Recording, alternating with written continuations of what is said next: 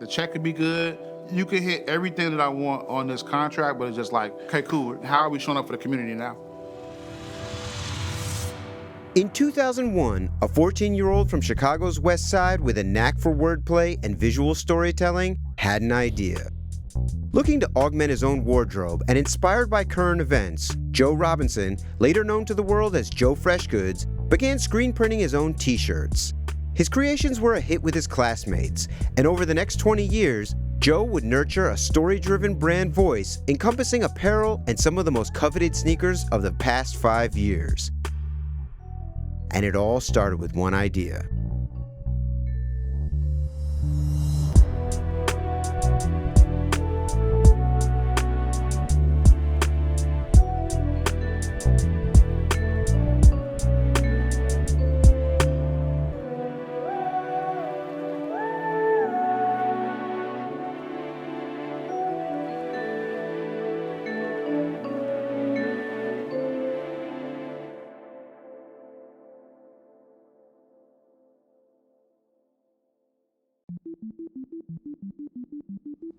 I'm curious, as a non-Chicago native, can you explain sort of what are the differences between the South Side, the West Side, the North Side? In listening to you talk about coming up, that locality seemed incredibly important. When it comes to Chicago, it's really diverse, but each neighborhood feels like its own little pocket of like the world, you know?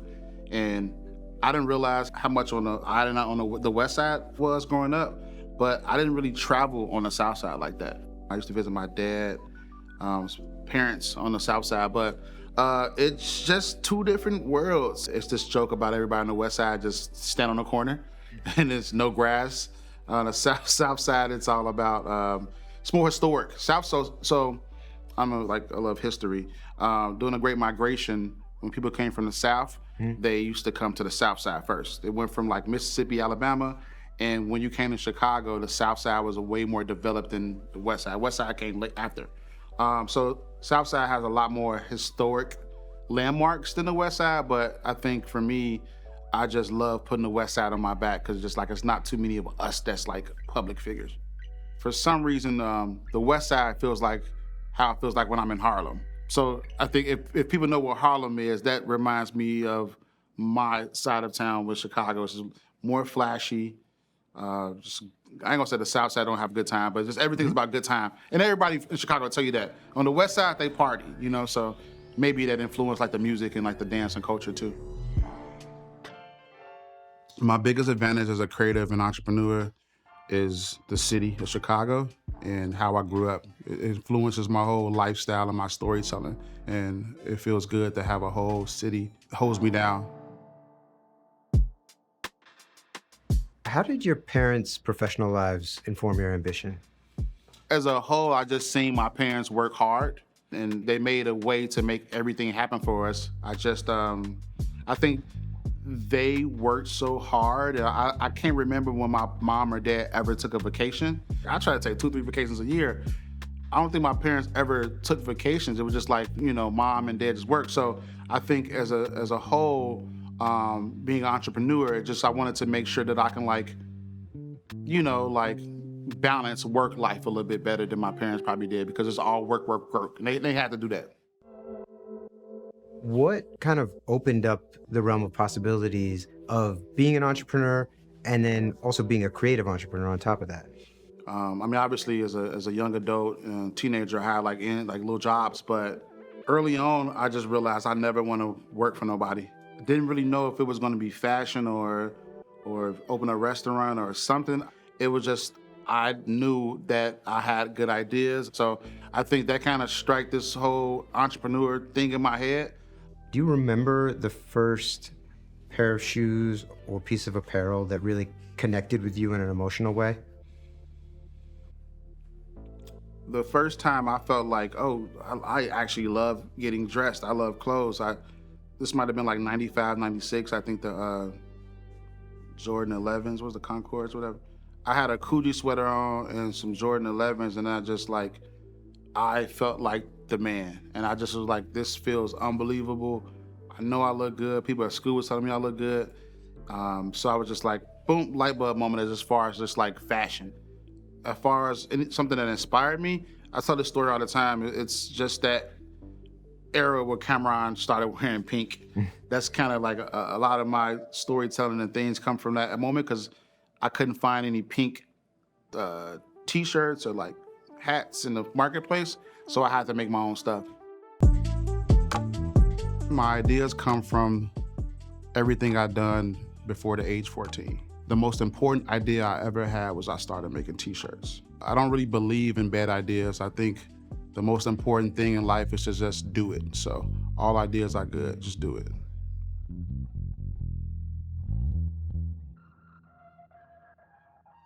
So how did you get into selling t-shirts in high school? I started wearing things that I like. This was the time in life where you can buy like the transfer paper from like an Office Max, Home Depot, whatever. I was just buying printer paper, searching these internet moments. I think my first t-shirt, which I wish I could find this stuff, was a point in time where a lot of NBA players were getting arrested. So I like put all the players' mug shots on t-shirts. In the middle of it said, "I love this game." And it was, I didn't realize what I was doing, but it was like these pop culture moments. I would like, it would happen and I would like search online on the internet and print it out. So that was one of my first tees. There was the era in time where everybody was wearing the Biggie t-shirts. It was a t-shirt with Biggie t-shirt, Biggie in a box, you know? So it just, that's kind of how it started. It was me wearing it and then people wanted to buy it. So I think I was selling like $20 a piece back in high school. Not selling that many, but enough to have a good little lunch money. How did you even figure out how to start printing them?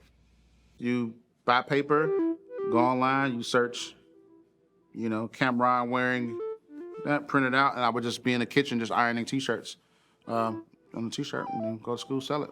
That's crazy. And how were you financing all of this? Oh man, the first few times, honestly, I don't even know if I ever said this out loud. The first few, it was just so easy to steal paper because it was like, you know, so, I mean, it didn't cost that much. I think a pack of 5 sheets were like $11. So, I mean, you know, at times I would have that $11, but if I didn't have that, I would just steal the paper. And your sort of strategy behind making these was just watching for viral moments and things that were sort of like creating discourse in the culture and then seizing on them? I wouldn't even say it was that deep when I was younger. Keep in mind, this was like 13, 14, maybe 14, 15. So it was like, obviously, and to be honest, it wasn't like I had the money to go buy new Nietzsche or Sean John. It was like my parents could afford one thing, but I would dress it up with a shirt I made. You mentioned working at Leaders. Yeah. Now, Leaders is an incredibly important institution within Chicago. Can you tell me a little bit about how you landed that job and also what you learned that sort of stays with you too? Shout out to Leaders, shout out to Corey Gilkey, that's legend. Leaders was a staple in Chicago, still a staple in Chicago. I remember being at a family function. This was like before this was like, I would say like 17. And my uncle, he came in the party with like wearing a t-shirt. It's a type of t-shirt I'd never seen before. In perspective, it was just like a Monopoly t-shirt with like black characters, but I just never see anything like that before. And he told me he got it from this store called Leaders, and I was like, never heard of it. As a young West Side kid, I just never heard of Leaders. You know, that's just not my area in town. I went from that part of town. But I started doing my research. At first, my first introduction to like Chicago retail, I worked for this brand called Fashion Geek, legendary Chicago brand, and then worked at Leaders. Typical story. Walk in the store, can I sweep the floors? Can I clean the toilets? Can I just be here? Everybody's so cool. Everybody got on G-Shocks. Everybody just like camoed out with tattoos. Like I started off being an intern. And then one day one of the employees, my big brother, didn't show up to work that day. And Corey called me and was like, yo, it's your turn. And from there, I just got hired and I was a part of a very iconic period in Chicago. The New York streetwear scene was, particularly in the 90s, notoriously cliquish. Mm-hmm. I'm curious, was Chicago a more inviting environment? Very cliquish. Very cliquish. And I think that's what made stuff kind of cool back in the day. Now it's like, positivity and like, oh, let's all hang out together. But like, nah, it was like the St. Alfred kids, the Leaders kids, the Juggernaut kids. I think the younger generation of people that worked there, we actually hung out with each other. What was the key to sort of, I hate the word networking, but creating those relationships and, sort of inculcating yourself within it? I think a big part of like the brand and just like my story was like back in the day, just meeting people, being nice. I really say a large part of my success is I'm a good dude. I would hope that when I leave a room and my name comes up, it's like, oh yeah, we work with Joe. I don't really care if you don't like my clothes or my designs. It's just like it's gonna resonate and stick with you. And at the same time, me and my friends were throwing parties. So like, we were building a whole community kind of without not knowing we were doing that. If I can have 1,000 kids outside in line for a party, then the math for that in my head was like, well, if I drop the t-shirt, if I can get 200 of those kids to buy a t-shirt, then we good. And, when did you start thinking about this as a more long-term pursuit? I think it's stages, right? Because I think it's moments that happen throughout my 20s that's like, okay, it's still a hobby. I sold a lot of t-shirts, it's still a hobby. I still need another job. Oh, it's still a hobby. It was a moment in time where I made a real viral hat and I got a Karmaloo placed the order for like $10,000. I thought I was rich. This was like 24. I think the moment where I realized like, oh, this is like my actual real job forever. Like this is my life was, I was a brand ambassador for Adidas. So I used to have to just go to different stores in Chicago, like different mall accounts, and just see how Adidas was selling or just tell employees about new product. After a while, my brand was doing so well, I wasn't really showing up to work like that. And I got a call from my manager at the time, yeah, you keep clocking hours, but you clearly not at work. And I was like, my bad. And it was like, oh, you're done. And it was just like, I remember hanging up the phone like, oh, my life is over now. Now this is, not my life is over, but like, this is when I actually take this serious and this is like my thing. Hung up the phone, I would say it for a couple minutes and rolled a blunt and I was good. Time, let's get it. Determined to be his own boss, Joe set about building his brand off clever storytelling and a quick-to-market manufacturing approach. A viral hit paying tribute to a local hero would vault his name to new heights, but his initial naivete with larger brands would threaten his potential for category expansion.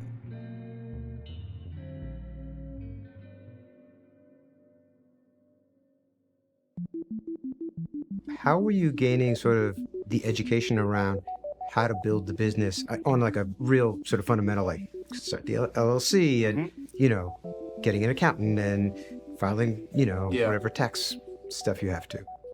I don't really come from a background of financial literacy in that sense. So I think I'm very happy that, we made it this far, but it's been a lot of growing pains and just like learning. I learned lessons early on because I was like the king of cease and desist. In my early stages of my brand. I got a text from one of my friends at the time, he owned a brand with a similar name. And he was like, yo, Joe, you can't do this, and ignored him. And as one does. Right. And I had to, it was a lot. I got a cease and desist from Champion. I got a cease and desist from Kanye, I got a cease and desist from Rihanna. This is like early on. So I just learned the game as far as how to be structured, like legally. When you first got that first cease and desist, did you panic? Were you? Oh, for sure, yeah. Because it's like, oh man, what is this? Am I in jail? But when I learned and also in that era, that was the time in streetwear where everybody's putting a cease and desist on t-shirts. It was like actually a badge of honor, like, yo, Champion is a big global brand, but they just sent a cease and desist to this dude in Chicago. So I never was afraid after that first one because it was something I got to post online. 9 times out of 10, if it was like a cease and desist that's more favorable to the artist or creator, they just want you to take it offline. They're not asking how many you sold. So most of these cease and desists, I made all my money and it was just like, okay, they reached out, I just stopped. how did your sort of philosophy around design start to evolve as you're, starting to do more and more drops and building an audience? I was starting to build a buzz off just like creating merch off viral moments. I built such a cool scene in Chicago where I would come up with an idea on Monday, send it to my printer Monday night, and then it'd be done Tuesday night. 12 years ago, it was just like, yo, this just happened on TV yesterday. How is it a shirt already ready for to sell the next day? And this is you in Photoshop and Illustrator? Early days, I was working with a graphic designer that was like one of my good friends, and I was doing some of that stuff myself. So that's why a lot of my work from back in the day is like all Helvetica words, or just like The Last Supper when They're Loving the Crew. Everything was very like for that time. But yeah. I just built a buzz. I got a buzz off just creating these viral T-shirts. I did a way better job when I was a younger person as far as exceeding it and giving it away to people. Now I'd be too cool, like I ain't giving that person my stuff. But like back in the day, it was just like, I remember chasing Waka Flocka bus. I was just like, I was on it. Every South by Southwest, every I was broke. It was easier to be broke when you was young because you could sleep on floors and your back don't hurt and all that. But yeah, I just traveled around, not the world. I traveled to New York and LA, some of those black cities that people don't really visit that much to like network. But I was just going to the US. That's back when Spirit Airlines came out. Those $60 flights. And I was just travel and meet people. And that's kind of that sense of like community and just creating like these viral T-shirts. And it just, I would say like every 3-4 months I had like a viral moment. I think luck has played 25% a role in my life, but being at the right place at the right time is more so it.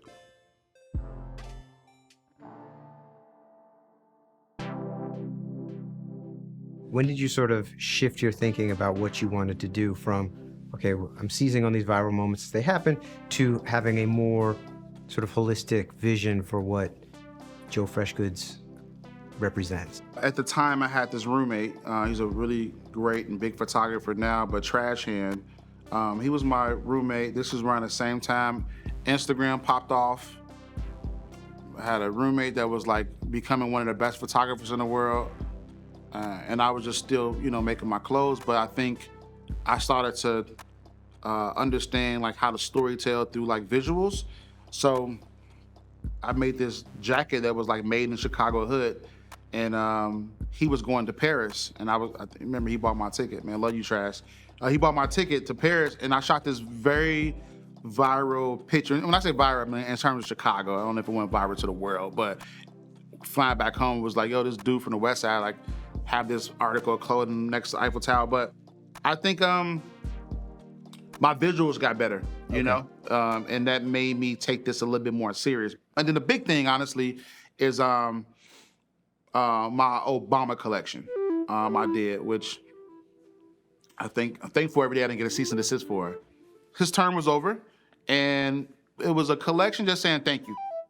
A lot of things were bubbling in Chicago. I had like 10 different lives, but I was managing a rapper named Lucky X. Chance was blowing up. My clothes were doing cool, but it was just like I just had my daughter, so I'm like all over the place. That was the first time where I started to really dive into this whole storytelling process, where it's just like, this is 6 pieces of apparel. Let me make one T-shirt that just says Malia, you can smoke weed at the bottom. One T-shirt I did with Michelle Obama that was like based off the high school she went to. So it was like each piece was speaking to a different family member, and that changed my life. Chance had just won a Grammy. He came into the store. He's like, bro, I love this stuff. Let me just model it, and we could figure out numbers and later. I'm like, what? He ended up wearing this Obama collection, and we dropped a lookbook for it. Keep in mind, Chance, hot as fish grease, and that the money I made off this Obama collection was like the investor I always needed. I never really believed in having taken on an investor and stuff like that. Not saying at that time people was like trying to throw me money, but I'm the type of person where you give a person like me 10 grand and I'm gonna make that stretch. The money we made off that collection, I was like, that was like the moment I was looking for. What was the kind of volume that you moved?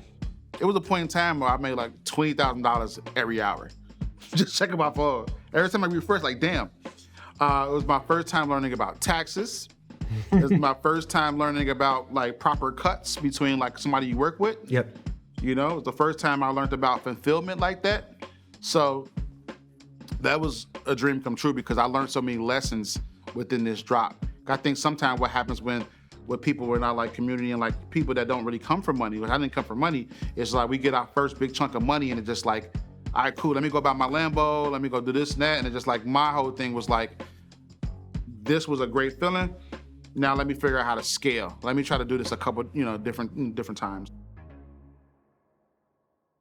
So are you basically leading up to that, just rolling the monies over, you print some, sell some, Yep. reinvest and keep going?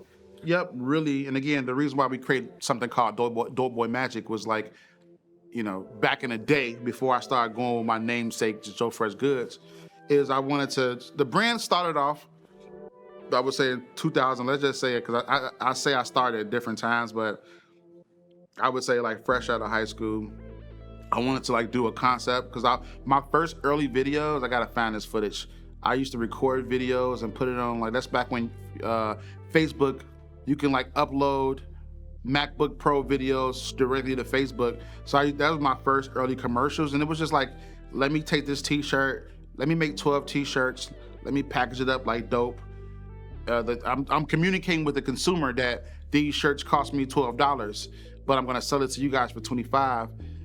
And that's how I was like, that started a minute, before the Obama stuff, but it was just, I was very transparent with consumers. Like, This cost me this much, I'm showing you the process, I'm showing that I'm silk screening it, now I'm about to sell it for this much and we're gonna keep rolling it over. So I've always been about that.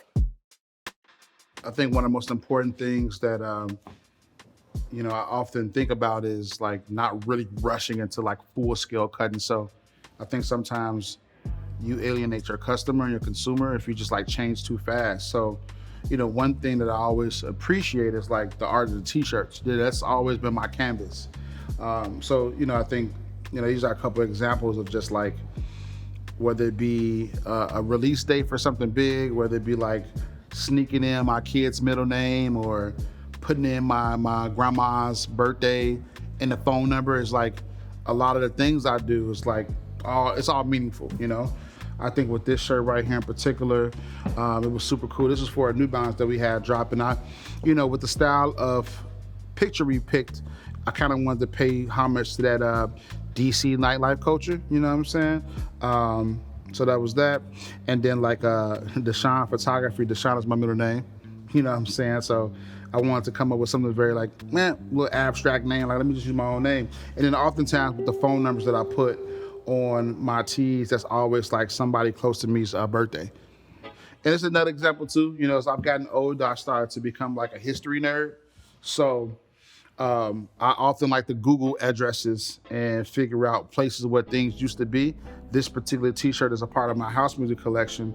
So I like wanted to start to Google and do a little deep dive into like, well, what would merch look like at a fictional spot? And like, oh shoot, this address we have for this spot was actual name, the address of a big disco spot that was on the west side back in the day. So, it's very important for me to just like not give people the full story, but just like little moments of my life and spread it out throughout the art.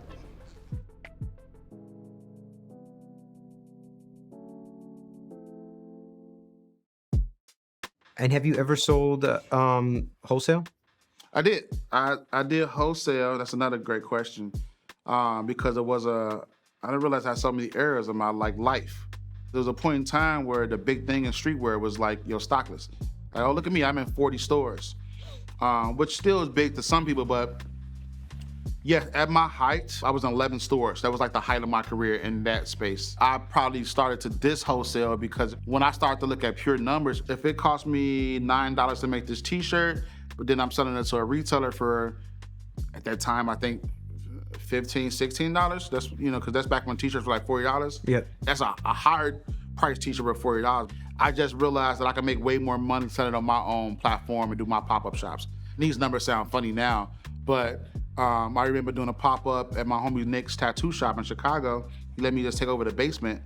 And I did like 15K, you know what I'm saying? I was just like, okay, we cooking. A fashion show nowadays, it might cost us $500,000 to put on a really good fashion show.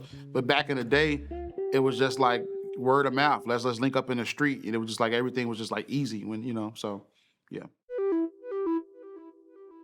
You mentioned, sort of gaining an appreciation for storytelling and figuring out how to insert that into the stuff that you were making. Mm-hmm. And I'm curious, what were the competitive brands, designers, people either in the space or adjacent spaces that you were looking at and being inspired by? From a storytelling perspective, I can honestly say I didn't see too much. Like, I think some of the things we're doing now, it's not saying I'm reinventing the wheel, but like, I didn't see storytelling like that. I didn't see it. That's why I wanted to create what we're doing, because I didn't really see it in the marketplace. And Virgil, I would be remiss by saying that, but I think because we were around, I seen the rise before it became an international superstar. Him being in Chicago, doing what he doing, had a party called Super Fun Party. I saw that, so I think how he told stories and like how he was able to connect different worlds, I think that he's a big, influence to a lot of stuff that we do. A lot of your contemporaries or peers in the space, they'll come out and enjoy some success and very quickly fall down the rabbit hole of cut and sew and trying to make things of a very, very, obviously ambitious and high quality, but it creates challenges for them. And I've noticed that although you obviously have higher end pieces within your lines, stuck to sort of the basics and the staples in a very sort of earnest way. Mm-hmm. Was that purposeful? Did you feel pressure? Great that you said that, because I see that too, where I feel like you get that level of success and I don't want to say turn your back on the group of people or your customer base, but I've been paying attention to that for a long time. So I wanted to make sure I never fell into that trap. I just never wanted to change things up too far from what I have going on, while at the same time just scaling and making sure so I never got comfortable. It's just I wanted to make sure that I was like growing slowly. So as I was getting older, I obviously saw my pieces and my tees and my space maturing, but I didn't want to go too left field and just alienate everybody that's been with me from the start. At what point did the blue chip brands start, knocking on the door, talking about collaborations and those kinds of, larger partnerships? I've been lucky, I would say, because I've been in collabs for a long time. I think the deals and the money I get has changed, but I think a part of my success is, people even if you can't Google it, everybody in Chicago, if you know, you watch me. I ran you up at Leaders. I probably ran you up at Nike Town. I'm still outside. It's like you can touch the success because you've been there too. If you come into Chicago, there's no shots to no other creators, even back in the day. For the most part, you were come to me, and that was just early on. As your brand is starting to really start to bubble, Complex has ComplexCon Chicago, Mm-hmm. which I know, you were essentially the mayor of. Yeah. And I'm curious, how did that event and the spotlight that it put on you and your brand? Well, you got to go back to tell the ComplexCon story, right? Because when ComplexCon was first announced, I don't know why I was so offended that I wasn't a brand that was like on the flyer. This is on the Long Beach? Yeah, I was like, why didn't I get a phone call? And obviously it was really big, deserved brands to be on there, but I was like, in typical like streetwear boss dude, I was like, yo, fans, go spam ComplexCon. And I just told my whole network of people to like spam the ComplexCon, like DMs and like comments. And then I got you got a DM from ComplexCon like, yo, chill, we see you. And that was kind of the start. I love the team at ComplexCon, but I think me getting left off, or not even being in the know that this was happening, I was like a little offended. And I think I ended up going to that first Complex Con. I ended up, remember, like Virgil helped me get in because I didn't buy a ticket. I just bought a plane ticket to pull up outside and expected somebody to just let us in. But it's an interesting journey because the first Complex Con I had to like sneak in with Virgil. And then the second Complex Con, I was like, you know what? Let me do a pop-up across the street from Complex Con. So I did that. And then after that, I got locked in with Complex Con. It was just like, and I don't know, man. I would say like, I don't think I've ever had like a big brand behind me, but like my booth was always kind of just popping. And I built a natural good relationship with Complex Con. They always took care of me. And so when it came to Chicago, I was like, oh, this is like a finesse. Yeah, I remember my feet hurting at the end of that weekend, but I made so much money. Yeah. And was that the same year as the All-Star came to Chicago? The year Or before. that was the year before? Yeah, Complex Con was 2019 in Chicago. And then All-Star Weekend was 2020. Yep. Okay. Yep. What did I learn from my biggest mistake? I like to think that my biggest mistake was actually one of my greatest come-ups because I got to learn from the mistake and it helped me out.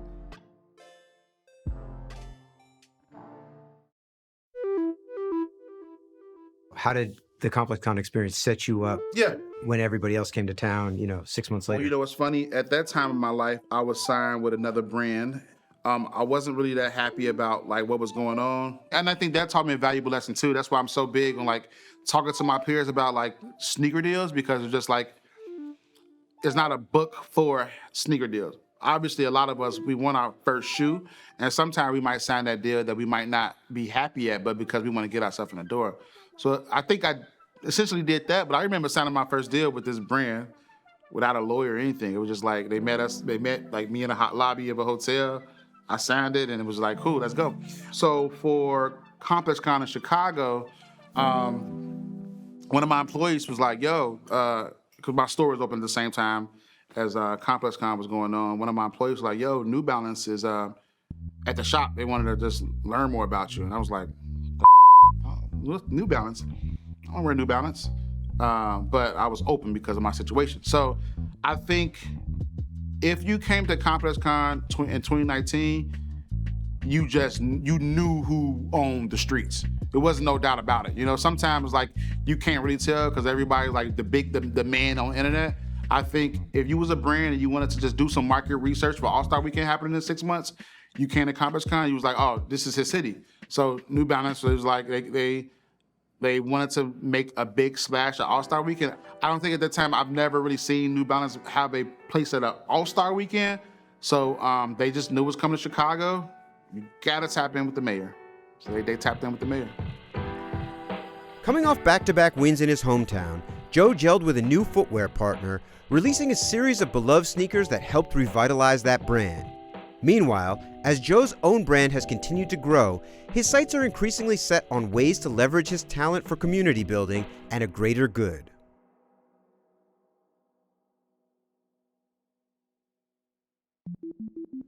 I'm sure young creators and designers who are interested in the sneaker space just want to know, sort of in broad strokes, what do those kind of collab deals look like? Great question. I'm gonna give you two different deals, and I want to ask you which deal would you take, okay? Let's just say you popping, you at the height right now, so you don't need a sneaker collab. It boosts your brand's portfolio, but you don't need it. So you still got a little leverage. So deal number one is $250,000 is your design fee, okay. All right? You have 50 free shoes, right? So $250,000. You have 50 free shoes to do whatever you want to do with it. And you could seed those, or you could sell them for... I mean, you can sell it, but you're not encouraged to. And let's just say you got a $60K marketing budget. So that you could do a pop-up shop. You can do a billboard. You could do a video, commercial. So again, that's $60K marketing budget. You can do whatever. You can hide it and tuck it. You can spend 30 on whatever and whatever. $250K in design fee and 50 shoes to do whatever, right? So that's deal number one. Deal number two is no design fee, 150K marketing budget, okay? But with deal number two, you have to buy your shoes at wholesale and sell them retail. You might have you might have terms. You might not have to front that whole bill up front, but it's a little bit more hard work. Which deal are you taking? Dinner with Jay-Z. Right? No. It always leads back to that. I'm gonna take number 2. But why you? Because if my brand is popping and I feel like I can move the merchandise, there's a ton more money plus more exposure. For sure. And so if you can, particularly if you are moving and creating product in adjacent spaces like apparel, Yep. then you can package sneakers with high margin goods like t-shirts and sweatpants and stuff like that, and use that $150,000 in marketing to sort of double dip. At least that's how would you think about it? Well, I didn't know. I had to learn, and I'm gonna let people decide which deal they think I took. You know what I'm saying? But the thing about deal number 2 is it's more hard work. Yes. Because let's just say, you gotta understand. But are you mad at anybody that takes deal number 1? No, I mean, Because deal number 1 is easy. $250,000 guaranteed. Yep. A bird in the hand. There's a lot of things that can go wrong. Exactly. And particularly in the moment that we're talking about, there could be, for example, a global pandemic that happens. That's one thing I didn't say is, what the difference of the deals is, with deal number 1, the brand controls the allocation. Okay. So it's like you can't control what stores they go in. You just got your $250K and you just, boom, you at Disney World. With deal number 2, you get to control it with your allocation because you're buying more products. So, but again, I see both sides of it. You know what I'm saying? I'm curious. Yeah. Would you say that taking deal number 1 first can sort of set you up to take deal number 100%. 2 and with a more confidence and, For sure. a Because I clear tell vision? everybody, like, your first shoe is like your debut album. So if your first shoe is a platinum hit, Yep. that puts more pressure on your second shoe to be amazing. That's what happened to me. And my life changed because my debut album was insane, and then my sophomore album was insane. So it's just like, oh, he's in it for real. This was the first shoe I did with New Balance, the 992. And ultimately, when I thought about what New Balance was to me back at that time, it was just like great shoes. So my whole goal with this shoe was just like come from the heart. And that led me to a deep circle and path of just like what would a shoe look like with like heart colors. So the goal was just to make something really wild that'll stand out. It was very important for me to make something that you go see. If somebody had on, you could see from like a mile away. And I feel like we accomplished that with this shoe. And then what was cool and exciting and scary was that sophomore album, because what happens when your first album is dope, is that second time around, it's like, oh, he's a one-hit wonder. This shoe right here, the 990 V3, represented what it would be like, what outside looked like. You gotta think this time period, it was the pandemic, the world was shut down, and it was just like, I actually miss outside. So this whole shoe kind of started that story of just like this chronological order of like my life. So this represented being outside in the early 90s, coming home, street lights, smelling like outside. And then hopping into my next shoe, again, you're keeping that energy, like your first shoe dope, your second shoe dope. I wanted to knock it out the park. This was the first time that I introduced a silhouette, the 9060, one of the biggest shoes in the last 5 years from New Balance.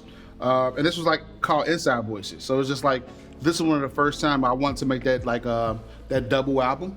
You have outside clothing and inside voices. And the whole concept of this was just like what it would be like playing at your grandma's house. You know what I'm saying? What does the bed sheets look like? Each shoe, I started to feel way more comfortable about my storytelling, So this whole story about my life and footwear, I'm just excited that people got to, learn my journey through my footwear. I just mentioned the pandemic, and I'm curious, you have these meteoric inflection points back to back in 2019, and then the world goes into total chaos. As a small business person, how did that affect you, and both emotionally and financially? The loss of life and just like where we were as an economy and just like what was going on and just like systematically, it was a lot. I actually enjoyed the time off. Like I needed that reset as a brand. I need that reset as a person. So I think for me, it was just a great reset. I think for me, it was just like life before sneakers, which was great, but then it's like life after sneakers and during sneakers. I'm like, I was able to kind of grow this business and like take on my own product. My first set of pairs were 800 pairs. And then my second pair, this after the pandemic, they was like 7,000 pairs. Wow. So I was like, that's just growth. During this time, you also go from being, a one-man army to building a team around yourself and truly becoming a creative director with, many hands working on all the product.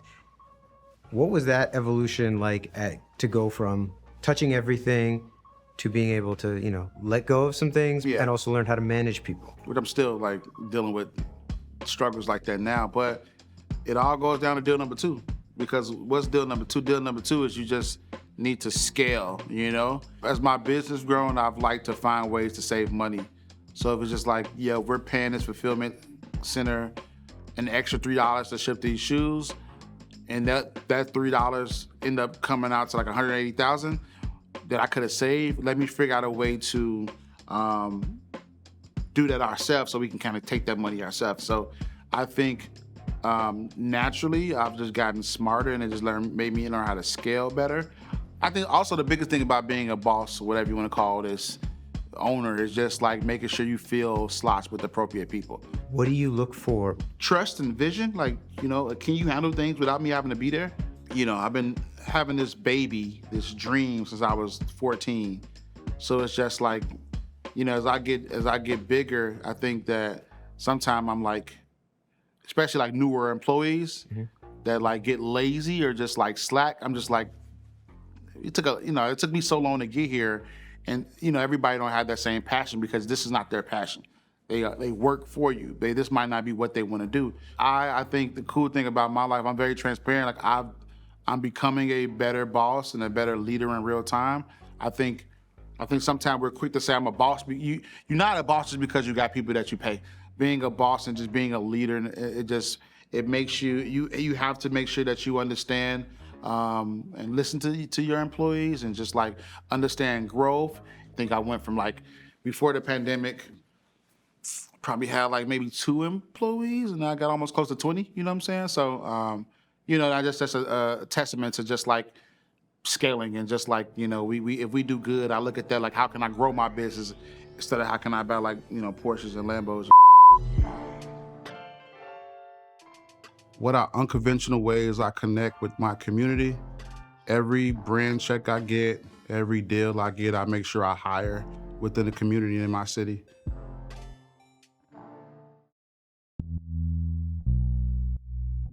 What is the next deal that you're looking for? I have this imaginary checklist in my head of things that I've always wanted to do, design a, festival merch for Lollapalooza, check. Do an activation at the Olympics, check. Design a shoe, check. Open up a store, check. Design a jersey for the Bears, check. Buy a home, check. Buy my dream car, check. My kids are good. I've hit a lot of check marks, so I think for me, I think the next level of this is not really like a deal, but it's more so a partnership in real life besides like product looks like. I think that me and my team, we've kind of lightly then turned into an agency. So, I think I'm very proud of some of the stuff that's coming out this year, stuff that's coming out next year, but I think the world is going to start to see like Joe Freshgoods behind the lens a little bit more. I think storytelling and just like visuals is becoming our strong points. You talk about doing this agency work, and it strikes me that both, what you bring to the table and is probably among the most valuable assets for any brand, which is community. And it's the hardest thing for a brand to cultivate. Yeah. What do you think is the key to doing that? The pandemic is when I launched my nonprofit. So Community Goods, it started off illegally. I was like, I'm gonna make this t-shirt and all the proceeds are gonna go to these 5 Black businesses. And I was doing that a lot. So it started off from that, and it was just like, I kind of started to feel guilty selling stuff, and I still do sometimes. I feel like if I can have 1,000 kids lined up for a shoe, how can I use this power for good? I've always been about community, but that was from like a party point of view. Like I can have people lined up for stuff. I think as I've gotten older, especially like the last like 5-6 years, it's just been all about community. It's all about being like a lot of the grammar and high school kids in Chicago. And you know, when you're working with me as a brand, that's like one of the first things I bring up now. It's like the check could be good. You could hit everything that I want on this contract, but it's just like, all right, okay, cool. How are we showing up for the community now? This is part of the brand's DNA now. It's just like all about community and storytelling and how we give back to people.